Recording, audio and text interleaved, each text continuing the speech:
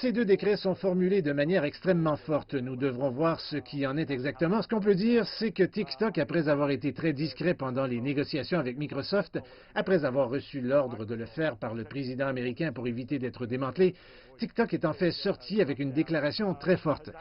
La compagnie a essentiellement dit qu'elle était choquée par ce décret émis sans respecter aucune des procédures régulières. Et ils estiment qu'une poursuite en justice contre l'administration Trump est possible, disant tous les recours dont nous disposons pour assurer l'état de droit ne sont pas écartés et toutes les dispositions pour que notre entreprise et nos utilisateurs soient traités équitablement par le gouvernement et les tribunaux américains doivent être envisagées.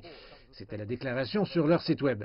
Maintenant, Tencent, la société mère de WeChat, a essentiellement déclaré qu'elle avait examiné le décret et qu'il y avait beaucoup de choses à examiner.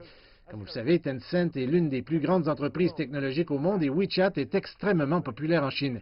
Vous pouvez l'utiliser pour tout. À quoi s'applique ce décret présidentiel? S'agit-il uniquement de l'application WeChat? Est-ce que cela vise WeChat Pay? S'agit-il également d'autres secteurs d'activité de Tencent?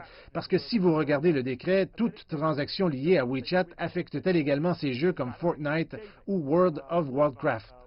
Cela affecte-t-il également sa participation dans Universal Music ou dans d'autres entreprises? Apparemment non, selon les précisions que nous ont données la Maison-Blanche et d'autres experts en la matière, mais nous ne sommes pas sûrs de tous les détails. Nous allons découvrir cela parce que le département du commerce va essentiellement donner ces détails et le temps presse pour arriver aux 45 jours imposés par Donald Trump pour boucler la transaction.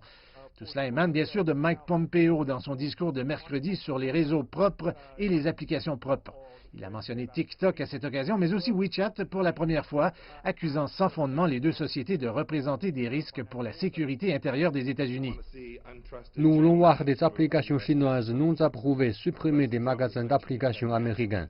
Le président Trump a mentionné une action en cours contre TikTok, et pour une bonne raison.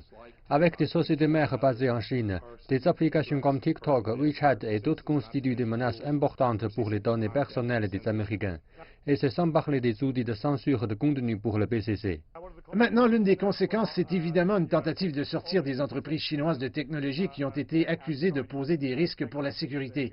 C'est assez arbitraire et la question est de savoir si nous allons assister à un bras de fer numérique maintenant entre les États-Unis et la Chine. Et qu'est-ce qui va se passer avec le reste du monde? Plusieurs pays alliés des États-Unis ne veulent pas suivre cette tendance. Bien sûr, cela a aussi des effets énormes sur les étudiants chinois qui utilisent WeChat parce que c'est une application tellement fantastique.